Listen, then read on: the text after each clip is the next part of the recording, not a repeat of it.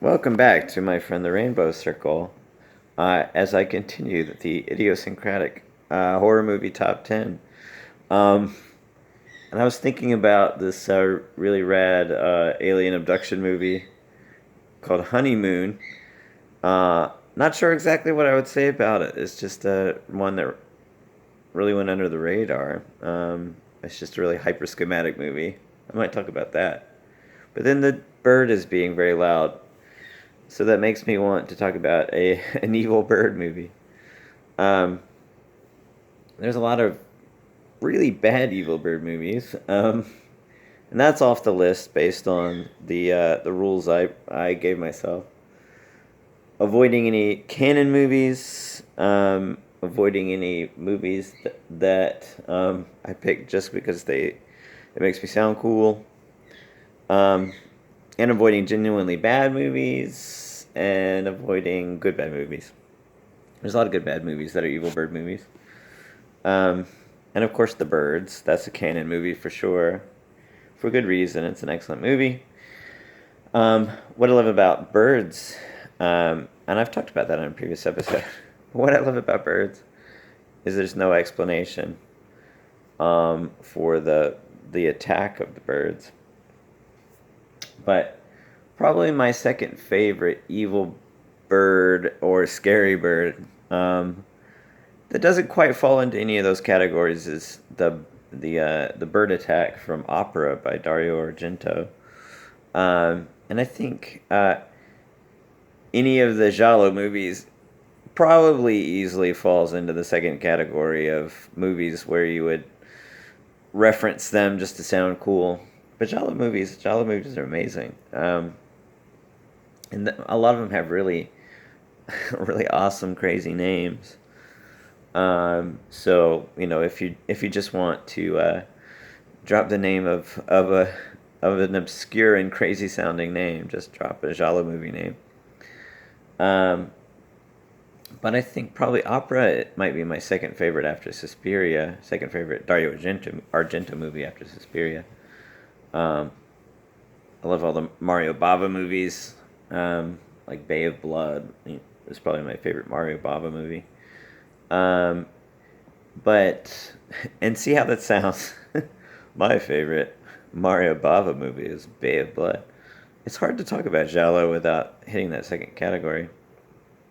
I guess opera. It helps that it's about an opera, which sounds pretentious for a very different reason. It's a great movie though. Um, but I mean, I think opera probably fits the category of one of those movies that doesn't get into top 10 lists very frequently, just because um, it gets overshadowed by Suspiria, rightfully so. I mean, honestly, Suspiria is very much a canon movie, but Suspiria is just amazing, and it's just the intensity of the color and the sound design.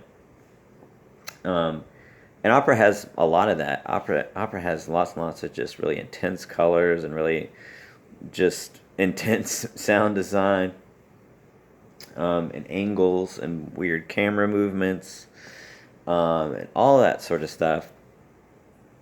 Um, uh, so it gets overshadowed by Suspiria, and a lot of Shala movies. With Suspiria is kind of an exception, but a lot of Shala movies, plot wise, a lot of them are kind of the same. It's not there's not a whole lot of variety in terms of Shala plots, um, and a lot of them it's sort of like Thrasher movies too, in the sense. I mean, they're a lot like Thrasher movies.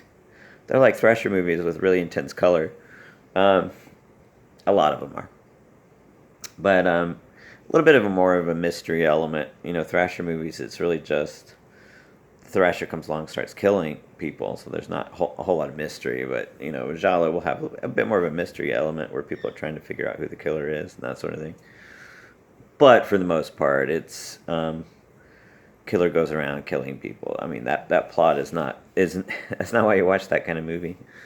Um, but yeah, I mean, opera just gets really, really intense. It's the late '80s, but it takes sort of the image of from Clockwork Orange of of the eyeballs being taped open, and uses needles, and that's just a really intensely visceral scene. Um, and there's all kinds of just really intensely visceral scenes. But it matches with opera. I mean, that's the thing about giallo movies and horror movies is it's that sort of intensity of emotions is not it's not a new thing. I mean, that was an opera, of course. It's not that radically different from the intensity of emotions. And I think a lot of that uh, concept that intensity of emotions is a bad thing is a relatively new concept. The whole concept that melodrama is a universal bad. A lot of that is a relatively new concept, and I think that's a lot of where our total misconception of good and bad comes from. That's one of my issues. Is um, like I said, I mentioned a lot of the good bad movies like Birdemic and that sort of thing. Um, if you enjoy a movie, it's good. I mean, that's what I would say is the only really necessary defining feature of what makes a movie a good movie. Um, and that's why I give the restrictions in this top 10 list is if I'm choosing, if I look at Suspiria, I mean I can honestly say I love Suspiria for very honest reasons, but I always have to ask myself, do I love Suspiria because everybody in the world says it's the best movie, um, or do I love it because it's the cool thing to do? It's that there's not a whole lot of irony to loving that one, but um, how do you really define good and bad then if you genuinely enjoy a movie? And I think the misconception that melodrama is this universal bad um, uh, partly has warped our concept of really effectively defining good and bad. So you might watch something that's really cheesy and really really over the top, and those giallo movies are really extreme on pretty much every level. It's not just that it's colorful; it's extremely colorful. It's not just that it's loud and there's constant weird sound dynamics. It's extreme. Um, it's not just that there are tortures, there are needles in the eyeballs, um, people cutting each other open, um, that sort of thing. And it's like with opera. I mean, that was just you're taken for granted dramatic style for centuries. It was melodrama, and it's a relatively recent sort of conception. And that's the thing about universals. I mean, universals will change over time. Does that really make them universals? Well, no. If you identify the universal as something that's good because you enjoy it, is that going to be different over time? Well, probably not. But anyway, this is my soapbox. We're talking about opera. Opera's just a great movie. So, and then the birds. I mean, that's the thing that really makes that stand out. Uh, so many giallo movies kind of blend together. Like the plot of opera is kind of the same plot of you know a lot of giallo movies, um, but then the intensity of the visceral image. That's just sort of what I was trying to say with Mansion of Madness. I mean, Mansion of Madness. It goes back to that particular, the origin of that particular story with Mar- uh, with Edgar Allan Poe. Jesus, why did I blank on Edgar Allan Poe's name? With Edgar Allan Poe, Edgar Allan Poe is the origin of so many other types of, so many tropes, so many cliches, so many genres you could trace back to him. But the whole lunatics running the asylum trope is definitely you could trace that back to Edgar Allan Poe. Um, but so the plot is kind of forgettable. The twist, I kind of see it coming. But what do you really remember about most horror movies? Just the intensely visceral scene, something that's so bizarre, so you know, so brutal, just so deeply scarring. I saw Mansion of Madness when I was a kid, I didn't see opera when I was a kid. I'm not sure. I mean, I saw lots of Thrasher movies when I was a kid, so I don't know if I really would have been scarred. Um, but yeah, opera has some of the more unique sort of visceral images. Um, and a lot of it has to do with like the birds. There are these trained blackbirds as part of the opera, and there's this just a couple different scenes where the birds get out in the middle of the opera, and that juxtaposition is these birds flying around this opera house, and these crane shots inside the opera house. Just, I mean, a lot of that. I mean, the needles in the eyes, of course, that's memorable to say the least. But just the way he shoots these birds, just the angles he takes, and then the camera shifting, the camera movement. That's what Dario Argento's probably most famous for is these intensely, viscerally impactful camera movements.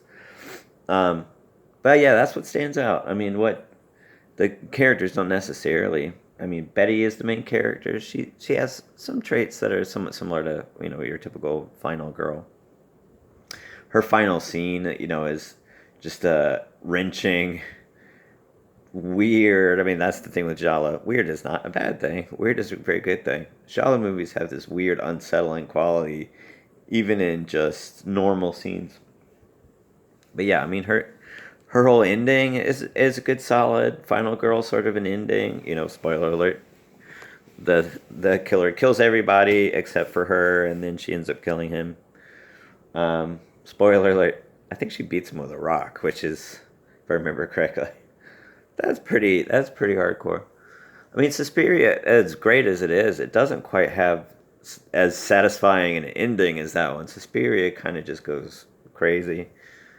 I don't even remember. I mean, it's some sort of, very confusing Deus Ex Machina ish ending that it's not. You don't watch Suspiria because you say, well, the ending is so well crafted. You watch Suspiria because the reds, the intensity of the reds and the oranges, the color intensity. You don't watch it for the well crafted story. Um, but opera, I mean, the opera has probably a better story, arguably. Um, Although it is a fairly typical story, I would say it's a better story than Suspiria as a whole. Suspiria is a more beautiful movie, but opera arguably has a better story, even though it is a fairly typical sort of a story. But I would say opera has a better ending. Um, the exact ending, beating him to death with a rock, beating the killer to death with a rock is pretty solid.